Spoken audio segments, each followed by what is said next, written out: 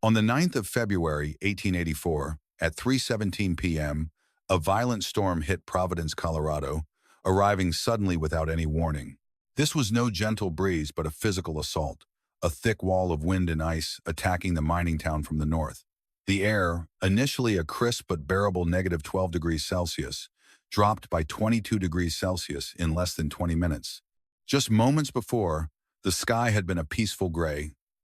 Now it became a chaotic, horizontal whirlwind of white inside the mountain. Silas Garrett heard nothing but a soft, high-pitched whistle as the wind found a tiny gap in the seal of his solid wooden door. He looked at the thermometer on the inner stone wall. It steadily read 11 degrees Celsius. He put a single, well-seasoned log into the small cast-iron stove, not so much for heat as for the comfortable light it would provide. In the adjoining stable, also carved straight from the rock, his chestnut mare Copper shifted her weight. A soft snort showed she was entirely content. Outside, chaos reigned. Inside, it was just a normal Tuesday. Silas knew he had done everything necessary. Now he only had to wait for the result.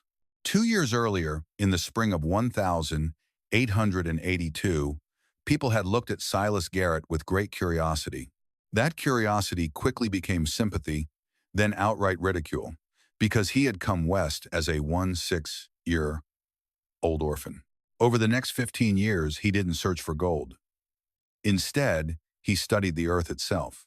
He worked in silver mines, first as a surveyor's helper instead of a dynamite man, and later as a timberman, strengthening tunnels. Eventually, he was promoted to junior engineer. These experiences taught him the natural properties of different rock types. He knew granite's strength, shale's instability, and the concept of thermal mass. He noticed that even in the severest winter, the temperature 15 meters inside a mine shaft stayed remarkably steady, varying by only a few degrees. That temperature was always near the yearly average of 12 degrees Celsius. He saw wooden beams as thick as a man's body warp and snap under the mountain's immense force. But the rock itself remained solid, as if eternal. When he had saved enough $300, a small fortune built through careful thrift, he decided against buying a town plot or a flat piece of meadow. Instead, he went to the land office and spoke with Mayor Hutchins, a man even more conventional than he was ambitious. Silas spread a map on the counter, pointing to a parcel 3.2 kilometers north of town that everyone considered worthless. It was a steep granite cliff, a 6.1-meter high rock face facing south, overlooking a creek. Everyone agreed it was useless for building or farming. Mayor Hutchins peered over his spectacles. "That's the old Miller claim, son. It's all bedrock, just a cliff and a few scraggly pine trees. Building a cabin on a 60-degree slope is impossible." Silas nodded. His calm demeanor was often mistaken for slowness. "I don't plan to build on it, Mayor," he explained.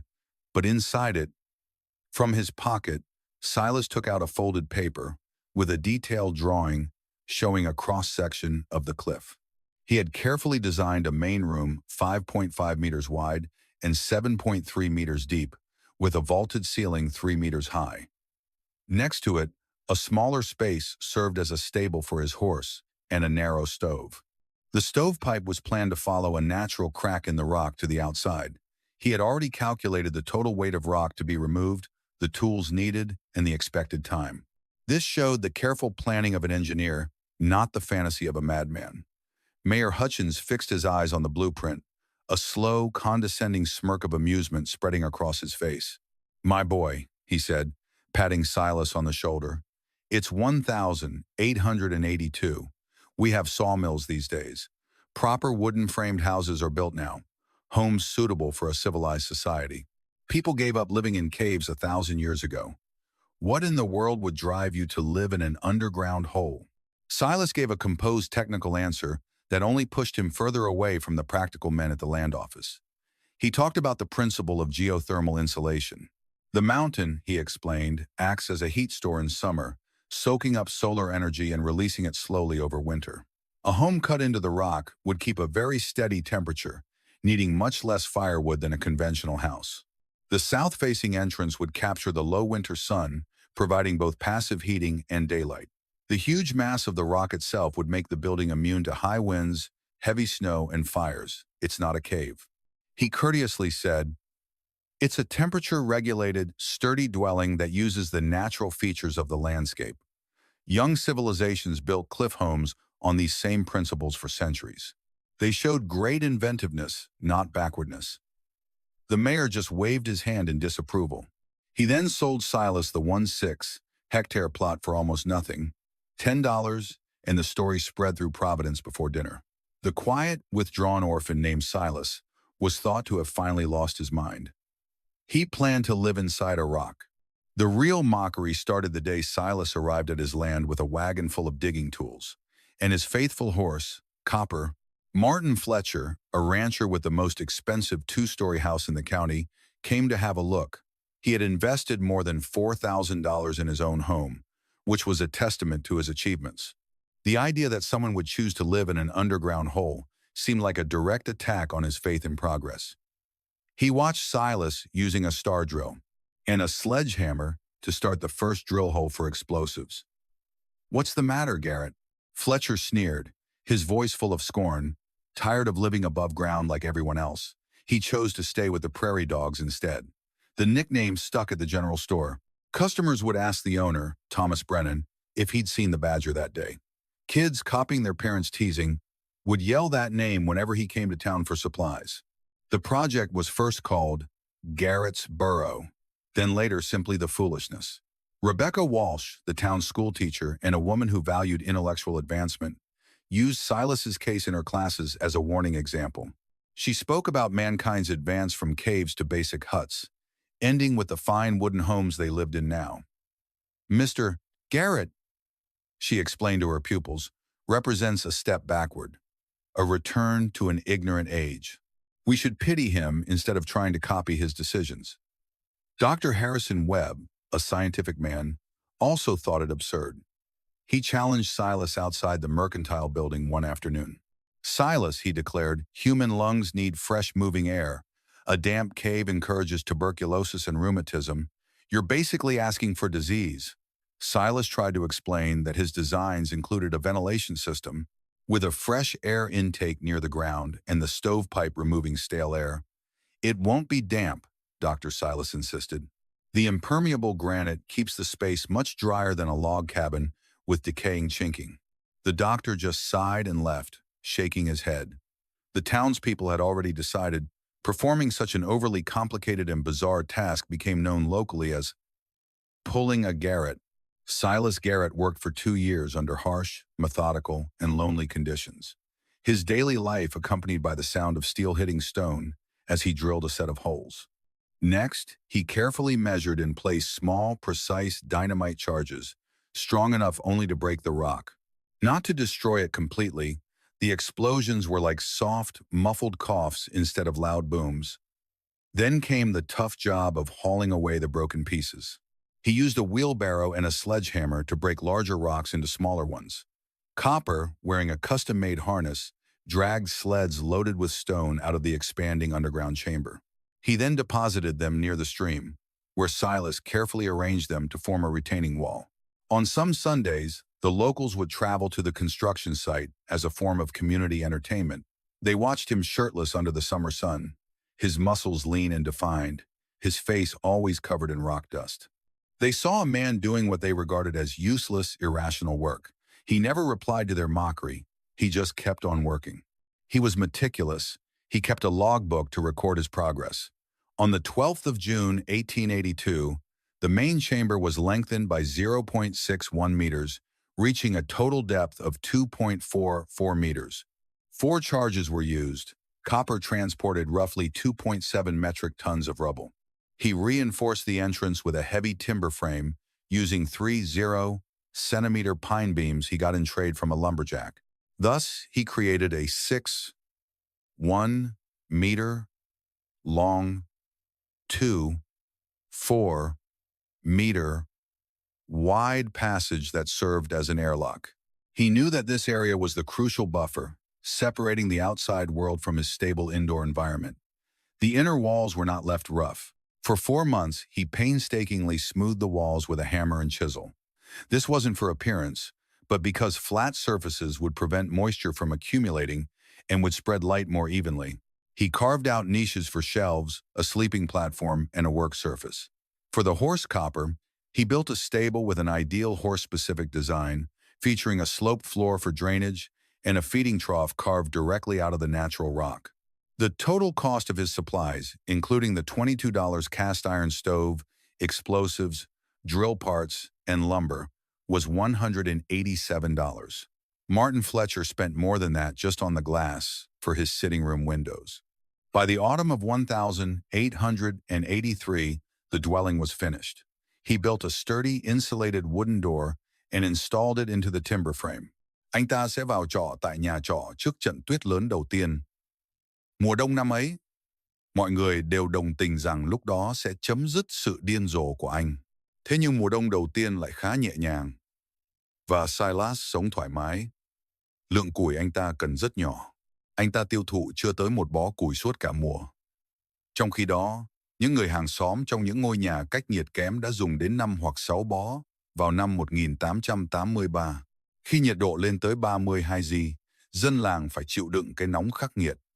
Nhưng bên trong căn hầm của Garrett, thủy ngân luôn ở dưới 18 G. Anh ta vẫn mát mẻ, thoải mái và hài lòng. Ở một phương diện nào đó, những thành tựu khiêm tốn của anh ta khiến cộng đồng khó chịu hơn cả sự điên rồ mà họ gán cho anh ta. Người dân trong làng không còn đến trêu chọc anh ta, vì khả năng khiêm tốn của ông khiến việc đó trở nên nhàm chán. Hãy để họ nhìn xem. Silas nói với Copper, trong lúc chăm sóc nó, trong chuồng ngựa mát rượi xây bằng đá. Thời gian sẽ chứng minh sự thật vào ngày 8 tháng 2 năm 1884. Những dấu hiệu bắt đầu lộ diện, và nhờ am hiểu sâu sắc về tự nhiên, Silas nhận ra chúng tức thì. Không khí trở nên nặng nề, phảng phất một mùi kim loại kỳ lạ.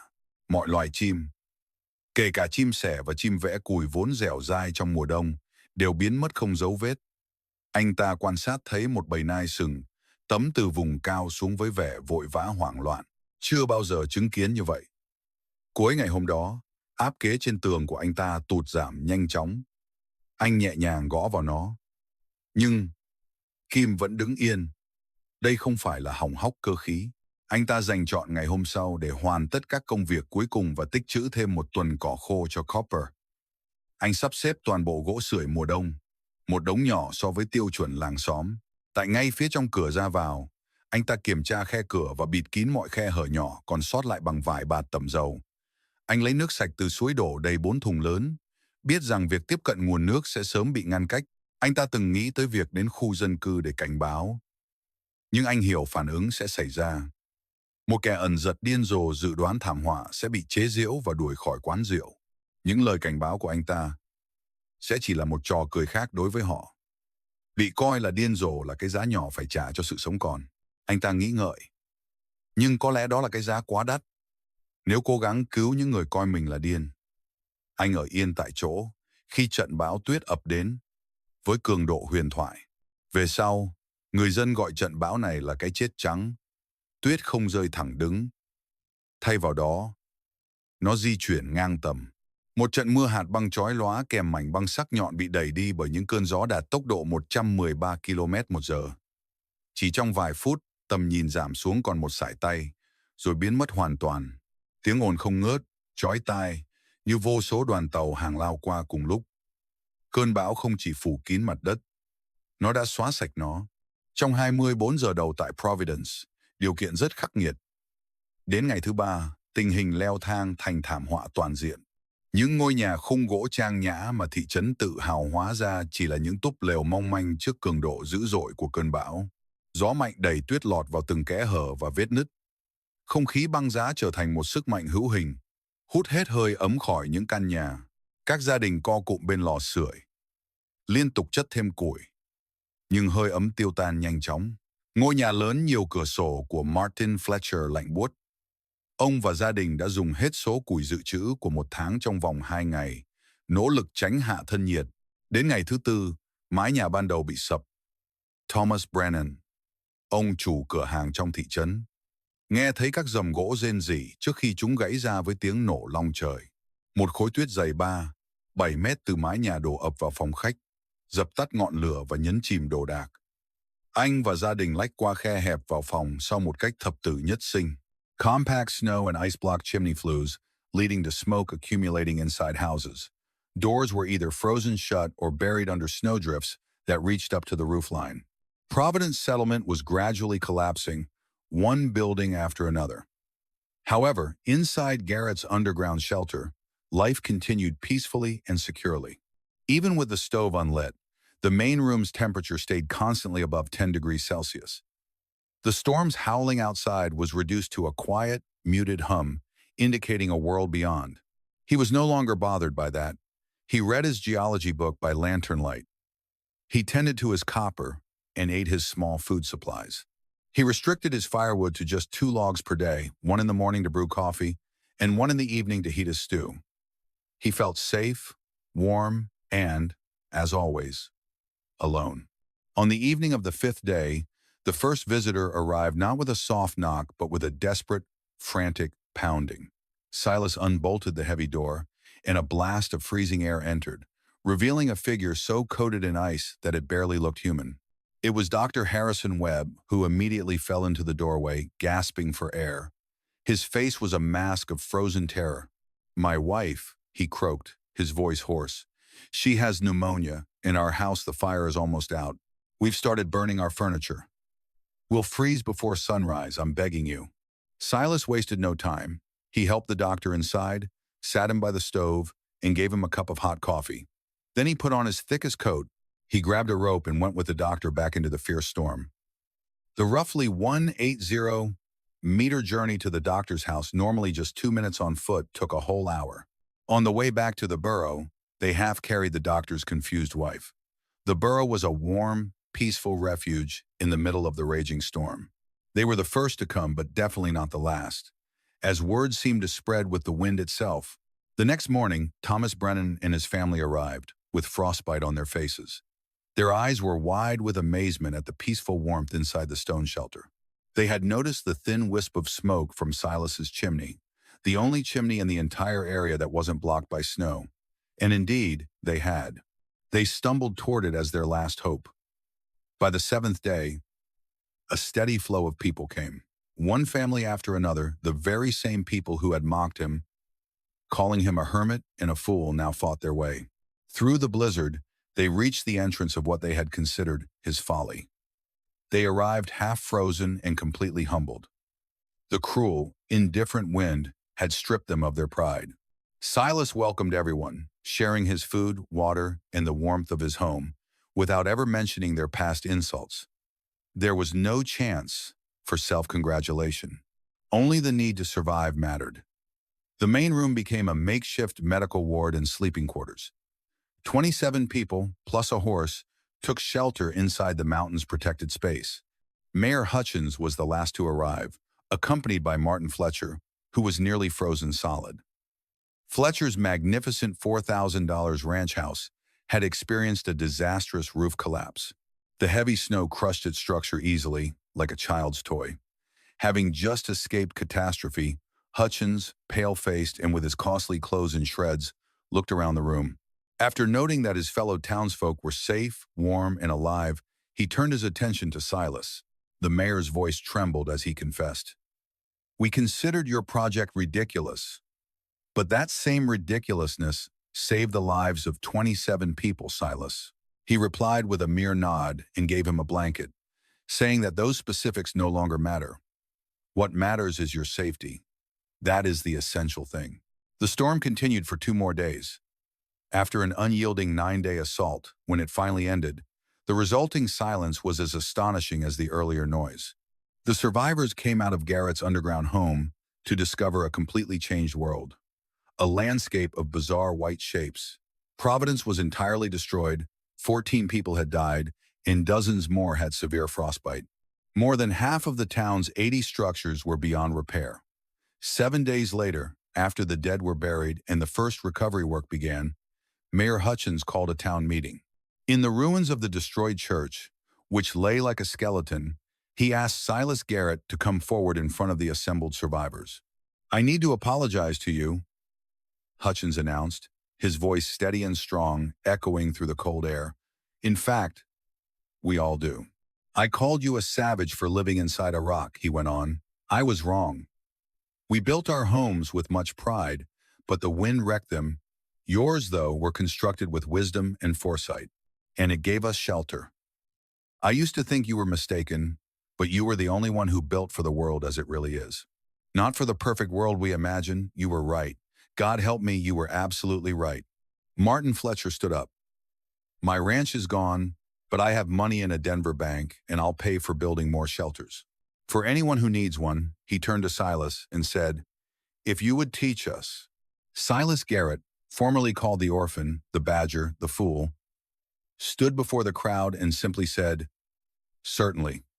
Over the following year, the landscape around Providence changed. Using Silas's techniques and Fletcher's money, the community began digging new homes straight into the rock. These weren't just temporary shelters, they became permanent homes. Dr. Webb carefully documented Silas's methods and sent detailed letters to engineers at the Colorado School of Mines. The basic principles of geothermal construction, which ancient civilizations had known for ages, were rediscovered during the winter of 1886. 11 families in Providence lived in houses carved from solid rock. The phrase pulling a Garrett continued to be used, but now it meant doing something with remarkable foresight and intelligence. Silas Garrett stayed in his underground home for the rest of his life. He never married, but he was never alone again. He became the most respected elder in town, a quiet man whose advice was asked about everything related to building and survival. He died peacefully in his sleep in 1918 at age 69. The entire town and people from 3 neighboring counties came to his funeral. He was buried on the cliff above his home, with a plain stone marker overlooking the valley. Today, Garrett's burrow is listed as a preserved historic site. The town of Providence not only survived but eventually thrived, its unique stone buildings becoming a major tourist attraction. Architects and engineers still come to grasp the refined simplicity of his architectural vision. A bronze plaque is affixed to the sturdy wooden frame at the building's entrance. A building he constructed over 100 years ago was installed in 1920 by the grateful villagers whose lives he saved. The engraving reads, Silas Garrett, initially dismissed as madness, showed his wisdom when society's order collapsed. The mountain stood firm. He taught the lesson that the safest refuge is not built in opposition to nature, but is instead integrated within it, specifically inside this rock. 27 people were saved by him, and he ensured the long-term prosperity of our community. His faithful horse Copper stayed by his side, symbolizing the very first life saved by this sanctuary. The rock outcrop endures, that is its intrinsic nature. Winter storms still sweep across the high plateaus and snow continues to fall, yet the essential lesson persists. This is carved not only into the mountain's granite, but also deeply etched into the collective memory of the inhabitants. Preparedness must not be misinterpreted as paranoia. Instead, it represents the deepest respect for a world that is older, stronger, and far less forgiving than human pride.